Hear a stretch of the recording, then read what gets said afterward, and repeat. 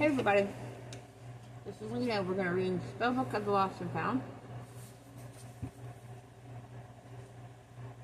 We are on chapter 23. Hazel. Saturday, May 13th. Lost. Blood. The second we step out of the forest in the storm, the storm lashes our skin. Ivy says something, but none of us can hear her. Only the howling of the wind and the swish of the rain and the fat gray rolls of thunder in the distance. Ivy gestures and we follow her to the edge of the development, to the storm drain tunnel. We slip down into the ditch. We lose our footing in the mud. We could be a bunch of hungry trolls waiting for a traveler. Inside, the tunnel is short and dark. It smells of wet cement and stagnant water, but it's dry. We crouch on our heels and use our phones as flashlights. Rowan passes a lemonade bottle of potent around, and I take a burning sip that makes me cough and sputter. Ivy's eyes water. Rose utters a hoarse fuck. Rowan wheezes and presses a fist to his chest. "That'll drill your hair," he says, and everybody laughs because his hair is all brown corkscrews just like mine. With our hair, we might have drunk straight spirits since the age of 12, or else we're turning out just like our mother.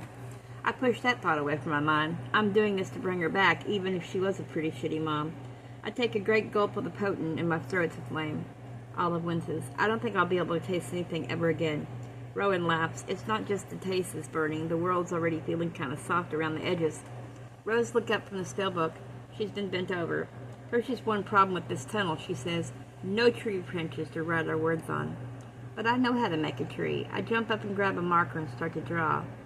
Big horse chestnuts, thin willows, silver birches, wide hazels and tall rowans, prickled rose bushes and gnarled olive trunks and climbing ivy. They rise like a black forest on the pale gray tunnel walls, silhouettes, ghost trees on concrete. One time Granda told me that 400 years ago Ireland was mostly forest. You could walk from coast to coast without leaving its shade. I wonder if the ghosts of lost trees stay on in towns and fields, in motorways and housing developments. Mag says that this development used to be trees. Oak Road.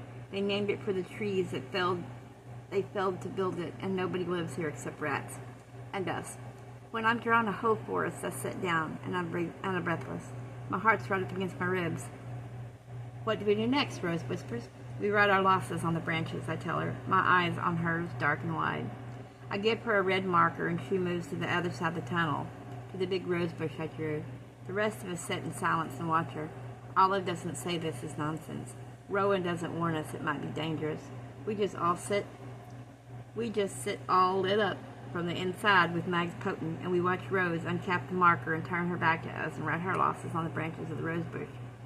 Her shoulders move, and I think she might be crying, but when she turns around again, she looks furious. Behind her, scratched hard in red ink on the black branches of the gray concrete walls of the words Rose wrote: "My virginity, my memory, my mind, my confidence, my happiness, myself." "Oh, Rose," Olive whispers, and she takes her best friend in her arms and starts to cry. And just like that, I can tell we're all decided. Olive, even though she doesn't really believe. Rowan, even though he thinks it's dangerous. Ivy, even though she didn't seem sure. Rose, me. I take my granddad's old penknife out of my pocket and fold out the blade. Rose takes it. "We need to bleed," she whispers. "What?" Olive says sharply. Either she didn't read the spell all the way through, or she didn't think we'd really do the whole blood bit. Ivy looks up at her and says, "You can't have blood magic without a bit of blood."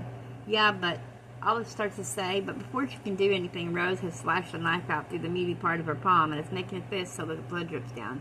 Ivy holds out the jar of moss and Rose shakes her fist. The moss drinks the blood quickly.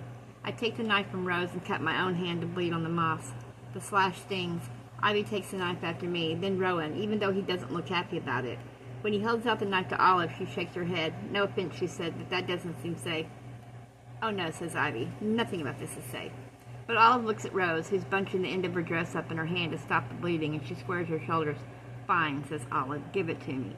She flicks the blade across the palm of her own hand and adds her own blood to the reddening moss. Looking at it makes me woozy, even though I haven't lost that much blood. But the potent's strong and the knife is sharp, and the shadows are made in the branches of trees.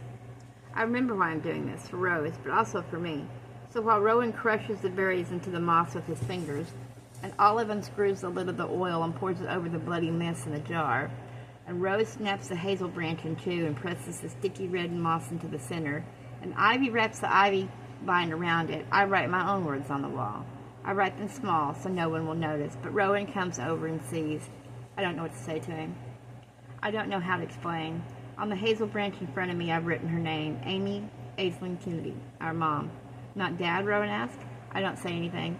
I pick up the bottle of potent and take a long, hard drink. What about you? I say to my brother. I hold out the red marker for him to take. He goes over to the rowan tree, and he looks right at me, and he writes the same thing on his branches. He doesn't write Dad's name on the tunnel wall, either. Amy Aislinn Kennedy. He wants her back, too. Maybe he just wants the her we used to pretend existed sometimes. The real mom, the proper mom, the mom like Ivy's, who kept her close, who taught her at home, who baked and built tree houses and picked fruit in the rain. Not the mom ours really was, the one who was never there, the one who was a mess, the one I'm turning into bit by goddamn bit. Maybe this was a bad idea, but the words are written now, and Ivy's scratching things in a red marker on her own tree branches. My friends, this adventure. And Olive is comforting Rose by making dry jokes about lost things, and Rose is giving her a marker, and she is writing things on the gnarly olive branches like she believes in all of this. My charm bracelet, my hair clip, my best friend. And Rose looks like she's about to say something, so Olive writes words just to make her smile.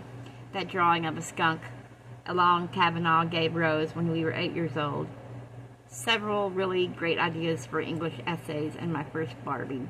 Rose laughs despite herself. She says your mom probably gave it to a thrift store, and she takes another sip of potent from the lemonade bottle. Still, Olive says, it's lost and I want it found, so this spell had better work. But by the way she looks at Rose when she says it, I know she's not joking around. This spell had better work. We get kind of frantic then, like this is our last chance, like we have to drum up the magic so we all believe. So it all comes true. We write more words along the branches of the trees, things we've lost, things we're afraid of losing, trinkets, treasures, memories, beliefs. One of our phones goes out and we misspell words in the darkness. Spelling spells, the word becomes spells. Homemade spirits slosh over the neck of the bottle, over our lips and our tongues. I drunkenly stumble against the side of the tumbler and graze my palm. The blood is red like the marker, like our words on the walls. We've all lost blood tonight. Ivy unwinds the silver string that dangles from the hazel cross and makes spider webs from each of the painted branches. She loops the string around the rose thorns. She is stuck in the center of each lost thing like a pin through paper, not a thorn on a concrete tunnel wall. I don't know how they even stay up. Outside, another dog howls.